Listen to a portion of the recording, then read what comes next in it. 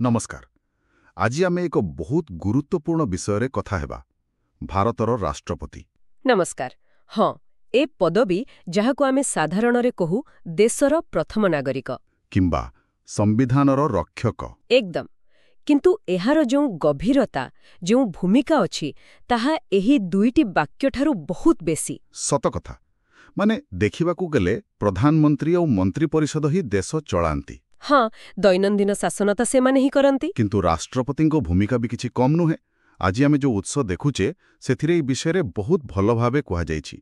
तांकर संवैधानिक स्थिति, इतिहास आउ प्रकृतरे से केमिति काम करंती। आमर आजिर आलोचनार उद्देश्य हेला केवल तथ्य देबा नुहे, बरं ए पदवीर प्रकृत ओजन केते, तार सूक्ष्म दिगगुड़िक कौन आउ आम गणतंत्र रे एहार जागा कोउठी सेटा बुझिबा। बहुत बढ़िया। तबे चलंतु आरंभ करिबा। प्रथमे टिके पछकु जिबा, माने इतिहास रु। जनवरी 26, 1950 भारत पाई गोटे बड़ दिन। निश्चित भाबरे बहुत बड़ दिन। से दिन भारत गणराज्य हेला। हाँ, संपूर्ण स्वाधीन। ब्रिटिश शासन शेष। आउ गवर्नर जनरल पदवी बदलरे आसिला भारतर राष्ट्रपति पद। संविधान एही नुआ पदवी तयारी कला। और प्रथमे किए हेले राष्ट्रपति डॉक्टर राजेंद्र प्रसाद। हाँ, स्वाधीनता संग्रामर जणे बहुत बड़ नेता। आउ से प्राय 12 वर्ष रहिले। 2 थर निर्वाचित होइथिले। आजि पर्यंत भी सबुठु लंबा कार्यकाल ना। हाँ, तांकर ही। आउ से समयटा भी गुरुत्वपूर्ण थिला। देश नुआ नुआ गढ़ी उठुथिला। तेणु डॉक्टर प्रसाद तांको अभिज्ञता और व्यक्तित्व बलरे ए पदवीर गोटे मर्यादा गोटे कार्यशैलीर भित्ति पकेइथिले, जहा परवर्ती राष्ट्रपतिंक पई गोटे रास्ता देखेला। एकदम। अच्छा, एबे आसीबा राष्ट्रपतिंक पदवी आउ तांको भूमिका विषय रे। बहुत थर सुनिबकु मिले जे से होछंती अनौपचारिक मुख्य बा सेरेमोनियल हेड। एहार माने कोन प्रकृतरे? देखंतु, आमर एठी संसदीय गणतंत्र, तेणु प्रकृत क्षमता माने देश चलेबार क्षमता निर्वाचित सरकारंक हातरे अछि। प्रधानमंत्री आउ तांको मंत्री परिषद। हाँ, सेमाने नीति बनांती, लागू करंती। एई अर्थरे राष्ट्रपतिंको अनौपचारिक मुख्य कुहा जाए। हेले एटा तो गोटे पट। आर पटे देशर सबु बड़ बड़ काम, आईन हेउ, निजुक्ति हेउ। हाँ, सबु कार्य निर्वाह की काम सबु तो राष्ट्रपतिंको नारे ही हुए। ताहले एहार किछि गुरुत्व नाही कि? ना ना, बहुत गुरुत्व अछि। एइटा देखाए जे राष्ट्रपति केवल नामक मात्र नुहंती। तांकु संविधान गोटे बड़ दायित्व देइछि। संविधानर रक्षक? हाँ, सरकार जेमिति सबुबेले संविधानर सीमा भितरे रही काम करे, सेइटा देखिबा हेला तांकर काम। से हेले संविधान आउ गणतंत्रर जगवाळी। एई संतुलन रखिबेटा निश्चय बहुत कष्ट होउथबो। अच्छा, तेबे एते बड़ पदवी पाई निर्वाचन केमिति हुए? आमे साधारण लोक तो भोट देउनु ना। एइटा सीधा सड़ख निर्वाचन नुहे, परोक्ष निर्वाचन। गोटिए निर्वाचक मंडली बा इलेक्टोराल कॉलेज थाए, सेमाने भोट दियंती। अच्छा, एमिति करिबार कारण हेला राष्ट्रपति केवल केंद्रर मुख्य नुहंती, से पूरा भारतीय संघर मुख्य। तेबे एही निर्वाचक मंडली रे किए थांती? एथिरे मुख्यतः 2 भागर लोक थांती। एक हेला संसदर 2 गृह, लोकसभा आउ राज्यसभार सबु निर्वाचित सदस्य। मनोनीत सदस्य नुहंती, केवल निर्वाचित। आउ द्वितीय हेला सबु राज्यर विधानसभार निर्वाचित सदस्य माने एमएलए। आउ जो केंद्र शासित अंचल रे विधानसभा अछि, जेमदी दिल्ली, पुडुचेरी, सेठिकार निर्वाचित सदस्य बी। आउ भोट देवा प्रक्रिया भी अलगा बोली सुनिछि। किछि आनुपातिक प्रतिनिधित्व एमिति किछि? हाँ, ठीक शुणिछंती। एहाकु कुहा जाए आनुपातिक प्रतिनिधित्व पद्धति रे एकक संक्रमणीय मत द्वारा निर्वाचन। Proportional representation by means of single transferable vote. बाबरे, बड़ जटिल ना? प्रणालीटा टिके जटिल। किंतु एहार मूल कथा हेला जेमिति सबुठु अधिक लोकंकर पसंद को गुरुत्व दिया जाई पारिबो, आउ जिए जितिबे तांकु बहुत लोकंकर समर्थन मिलिबो। एठी गोटे कथा बड़ मजा लागुछि। ए व्यवस्थाडा केमिति आम देशर जो संघीय ढांचा अछि ताकु मजबूत करे? बहुत भल पॉइंट। देखंतु, एथिरे केवल सांसद माने भोट देउनाहंती, राज्यर एमएलए माने भी देउछंती। हाँ, आउ प्रति भोटर मूल्य भी स्थिर कला बेले ରାଜ୍ୟର ଜନସଂଖ୍ୟାକୁ ବି ଦେଖାଯାଏ। ତେଣୁ ରାଷ୍ଟ୍ରପତି କେବଳ କେନ୍ଦ୍ରର ପ୍ରତିନିଧି ହୁଅନ୍ତିନି, ସେ ରାଜ୍ୟମାନଙ୍କର ବି ପ୍ରତିନିଧି। ଏଇଟା କେନ୍ଦ୍ର ରାଜ୍ୟ ସମ୍ପର୍କ ପାଇଁ ଭଲ। ହଁ, ବ୍ୟବସ୍ଥାଟା ବେଶ୍ ଭାବିଚିନ୍ତି କରାଯାଇଛି। ଆଚ୍ଛା, ଏବେ ଆସିବା ଆଉ ଗୋଟେ ମୁଖ୍ୟ କଥାକୁ, ରାଷ୍ଟ୍ରପତିଙ୍କ କ୍ଷମତା। ଆପଣ କହିଲେ ସିନା ଆଣୁକସାରିକ ମୁଖ୍ୟ, ହେଲେ ସମ୍ବିଧାନ ତ ତାଙ୍କୁ ବହୁତ କ୍ଷମତା ଦେଇଛି। ନିଶ୍ଚୟ ଦେଇଛି। ଏଗୁଡ଼ାକୁ କେତେଟା ଭାଗରେ ବାଣ୍ଟି ହେବ। ପ୍ରଥମ ହେଲା କାର୍ଯ୍ୟନିର୍ବାହୀ କ୍ଷମତା, ମାନେ ଏକ୍ଜିକ୍ୟୁଟିଭ୍ ପାୱାର୍ସ। ଏଇ ଯେମିତି ପ୍ରଧାନମନ୍ତ୍ରୀଙ୍କୁ ନିଯୁକ୍ତି କରିବା। ସାଧାରଣତଃ ତ ଲୋକସଭାରେ ଯାହା ପାଖରେ ବହୁମତ ଥାଏ ତାଙ୍କ ନେତାଙ୍କୁ ହିଁ ଡାକନ୍ତି। କିନ୍ତୁ ଯଦି କାହାର ସ୍ପଷ୍ଟ ବହୁମତ ନଥାଏ, ହଙ୍ଗ୍ ପାର୍ଲାମେଣ୍ଟ ଭଳି ପରିସ୍ଥିତି। ହଁ, ସେତେବେଳେ ରାଷ୍ଟ୍ରପତିଙ୍କ ଭୂମିକା ବହୁତ ବଢ଼ିଯାଏ। ସେ ନିଜ ବିବେକ ଅନୁସାରେ ନିଷ୍ପତ୍ତି ନିଅନ୍ତି। ଆଚ୍ଛା, ଆଉ କେଉଁ ନିଯୁକ୍ତି କରନ୍ତି? ପ୍ରଧାନମନ୍ତ୍ରୀଙ୍କ ପରାମର୍ଶରେ ବାକି ମନ୍ତ୍ରୀମାନଙ୍କୁ। ତାଛଡ଼ା ରାଜ୍ୟପାଳ, ସୁପ୍ରିମକୋର୍ଟ ଆଉ ହାଇକୋର୍ଟର ମୁଖ୍ୟ ବିଚାରପତି ଓ ଅନ୍ୟ ଜଜ୍ମାନେ। ସିଏଜି, ମୁଖ୍ୟ ନିର୍ବାଚନ ଆୟୁକ୍ତ। ହଁ, ଏମାନେ ସମସ୍ତେ ୟୁପିଏସ୍ସି ଚେୟାରମ୍ୟାନ୍, ସଦସ୍ୟ, ବିଦେଶକୁ ଯାଉଥିବା ରାଷ୍ଟ୍ରଦୂତ, ଏସବୁ ନିଯୁକ୍ତି ରାଷ୍ଟ୍ରପତି ହିଁ କରନ୍ତି। ସବୁ କାର୍ଯ୍ୟନିର୍ବାହୀ କାମ ତାଙ୍କରି ନାମରେ ହୁଏ। ଏହାପରେ ଆସିଲା ବିଧାନୀୟ କ୍ଷମତା, ଲେଜିସ୍ଲେଟିଭ୍ ପାୱାର୍ସ। ଏଇଟା କେତେ ଜରୁରୀ? ଓହୋ, ଏଇଟା ବହୁତ ଜରୁରୀ। ରାଷ୍ଟ୍ରପତି ତ ସଂସଦର ଗୋଟିଏ ଅଂଶ। ହଁ, ଅବିଚ୍ଛେଦ୍ୟ ଅଙ୍ଗ। ଠିକ୍, ସେ ସଂସଦର ଅଧିବେଶନ ଡାକନ୍ତି, ସ୍ଥଗିତ ରଖନ୍ତି, ଏପରିକି ଲୋକସଭାକୁ ଭଙ୍ଗ ବି କରିପାରନ୍ତି। ଆଉ ପ୍ରତି ନୂଆ ଲୋକସଭା ପରେ ଆଉ ପ୍ରତି ବର୍ଷର ପ୍ରଥମ ଅଧିବେଶନ ଆରମ୍ଭରେ। ହଁ, ସେ ଗୋଟେ ଭାଷଣ ଦିଅନ୍ତି ମିଳିତ ଅଧିବେଶନରେ। ହଁ, ସେଥିରେ ସରକାରଙ୍କ ନୀତି ଯୋଜନା ସବୁ କୁହନ୍ତି। ଆଉ ବିଲ୍ ପାସ୍ ହେବା କଥାଟା, ସେଇଠି ତାଙ୍କର କ'ଣ ଭୂମିକା? ସେଇଟା ହେଉଛି ସବୁଠୁ ବଡ଼ ବିଧାନୀୟ କ୍ଷମତା। ସଂସଦର ଦୁଇଟି ଯାକ ଗୃହରେ ପାସ୍ ହେଲା ପରେ ବି ଯେପର୍ଯ୍ୟନ୍ତ ରାଷ୍ଟ୍ରପତି ସ୍ୱାକ୍ଷର ନ କରିଛନ୍ତି, ସେ ପର୍ଯ୍ୟନ୍ତ ତା ଆଇନ ନୁହେଁ। ଏକଦମ। ସେ ଚାହିଁଲେ ବିଲ୍କୁ ମଞ୍ଜୁରି ଦେବେ, ନଚେତ୍ ରଖିଦେଇ ପାରନ୍ତି ଆବସୋଲ୍ୟୁଟ୍ ଭିଟୋ, କିମ୍ବା ଫେରେଇ ଦେଇ ପାରନ୍ତି ସଂସଦକୁ ପୁଣି ଥରେ ଭାବିବା ପାଇଁ। କିନ୍ତୁ ଅର୍ଥ ବିଲ୍ ଫେରେଇ ପାରିବେନି ବୋଧେ? ନା, ଅର୍ଥ ବିଲ୍କୁ ଫେରାଇ ପାରିବେ ନାହିଁ। ଆଉ ଗୋଟେ କଥା ଅଛି, ପକେଟ୍ ଭିଟୋ। ହଁ, ସେଇଟା କ'ଣ? ମାନେ ସମ୍ବିଧାନରେ ଏମିତି କିଛି ଲେଖା ନାହିଁ ଯେ ରାଷ୍ଟ୍ରପତି କେତେ ଦିନ ଭିତରେ ବିଲ୍ ଉପରେ ନିଷ୍ପତ୍ତି ନେବେ। ତେଣୁ ସେ ଚାହିଁଲେ ଚୁପଚାପ ପକେଟରେ ରଖିଦେବେ। ହଁ, ଏକ ପ୍ରକାରେ ସେଇଆ।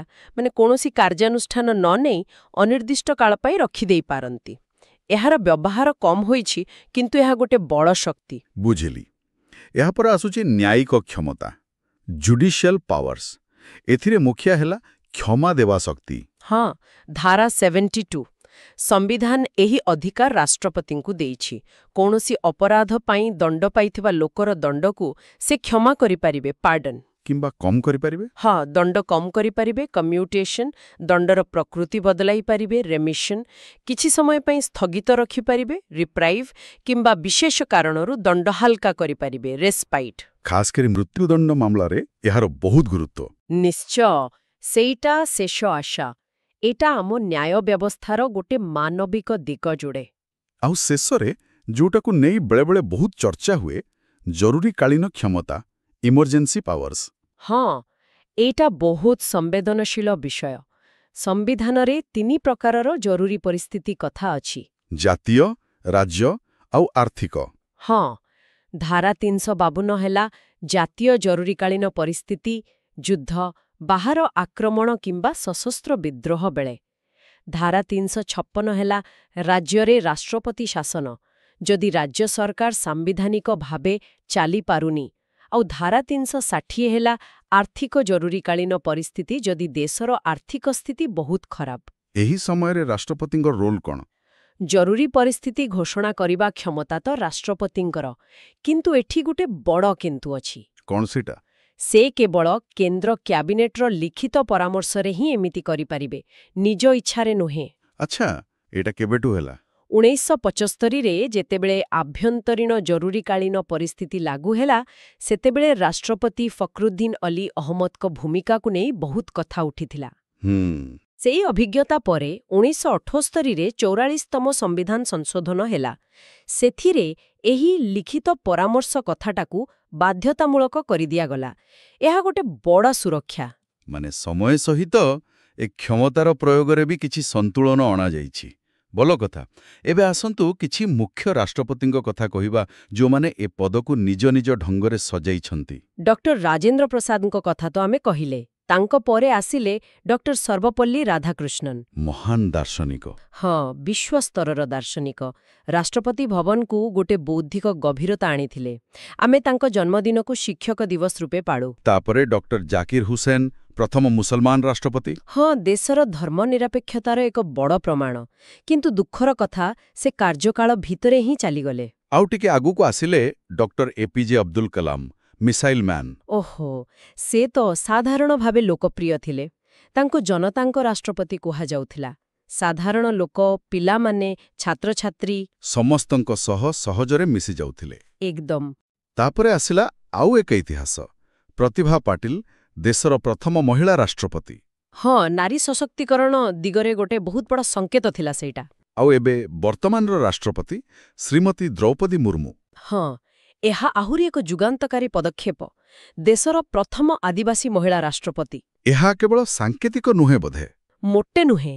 ସମାଜର ସବୁଠୁ ପଛରେ ପଡ଼ିଥିବା ବର୍ଗରୁ ଜଣେ ଆସି ଦେଶର ସର୍ବୋଚ୍ଚ ପଦରେ ବସିବା, ଏହା ଆମ ଗଣତନ୍ତ୍ର କେତେ ସମାବେଶୀ ତାର ପ୍ରମାଣ। ଏହି ଉଦାହରଣ ସବୁ ଶୁଣିଲା ପରେ ଲାଗୁଛି ରାଷ୍ଟ୍ରପତି ପଦବୀର କେବଳ ପ୍ରଶାସନିକ କି ସାମ୍ବିଧାନିକ ଗୁରୁତ୍ୱ ନୁହେଁ, ଏହାର ଏକ ବଡ଼ ପ୍ରତୀକାତ୍ମକ ଗୁରୁତ୍ୱ ବି ଅଛି। ନିଶ୍ଚୟ ଅଛି, ବହୁତ ବେଶୀ ଅଛି। ରାଷ୍ଟ୍ରପତି କେବଳ ସରକାରର ମୁଖ୍ୟ ନୁହନ୍ତି, ସେ ପୁରା ଦେଶର ଏକତା, ଅଖଣ୍ଡତା ଆଉ ସାର୍ବଭୌମତ୍ୱର ପ୍ରତୀକ। ମାନେ ଯେତେବେଳେ ସେ କିଛି କରନ୍ତି ବା କହନ୍ତି, ସେ ସମଗ୍ର ଦେଶକୁ 140 କୋଟି ଭାରତୀୟଙ୍କୁ ରେପ୍ରେଜେଣ୍ଟ କରନ୍ତି। ସେ ଦଳିଆ ରାଜନୀତିରୁ ଉପରେ। ଆମେ କଥା ହେଉଥିଲେ ଯେ ଅଧିକାଂଶ କାମ ତ ସେ ମନ୍ତ୍ରୀ ପରିଷଦର ପରାମର୍ଶରେ କରନ୍ତି। ହେଲେ ପୁଣି ଆପଣ କହିଲେ ସେ ସମ୍ବିଧାନର ରକ୍ଷକ। ଏ ଦୁଇଟା ଭିତରେ ସନ୍ତୁଳନ କେମିତି ରହେ? ଏଇଟା ହିଁ ସବୁଠୁ ବଡ଼ ଚ୍ୟାଲେଞ୍ଜ ଏଇ ପଦବୀ ପାଇଁ। ସମ୍ବିଧାନ କହୁଛି ସେ ମନ୍ତ୍ରୀ ପରିଷଦର ପରାମର୍ଶ ମାନିବାକୁ ବାଧ୍ୟ, କିଛି ବିଶେଷ ପରିସ୍ଥିତିକୁ ଛାଡ଼ିଦେଲେ। କିନ୍ତୁ ତାଙ୍କର ଗୋଟେ ନୈତିକ ଦାୟିତ୍ୱ ବି ଅଛି। ସେ ଦେଖିବେ ଯେ ଯୋଉ ପରାମର୍ଶ ଦିଆଯାଉଛି ସେଇଟା ସମ୍ବିଧାନ ଅନୁସାରେ ଠିକ୍ ଅଛି କି ନାହିଁ। ସେ ପ୍ରଶ୍ନ ପଚାରିପାରିବେ। ନିଶ୍ଚୟ ପଚାରିପାରିବେ, ସ୍ପଷ୍ଟୀକରଣ ମାଗିପାରିବେ, ଏପରିକି ଥରେ ପୁନର୍ବିଚାର ପାଇଁ ବି ଫେରେଇ ପାରିବେ। ଏଇ ପ୍ରକ୍ରିୟା ଭିତରେ ସେ ଗୋଟେ ଚେକ୍ ଆଣ୍ଡ ବ୍ୟାଲେନ୍ସର କାମ କରନ୍ତି। ଆଉ ଯଦି ଦେଶରେ କିଛି ସଙ୍କଟ ଆସେ, ବଡ଼ ଆହ୍ୱାନ, ସେତେବେଳେ ତାଙ୍କ ଭୂମିକା ଆହୁରି ବଢ଼ିଯାଏ।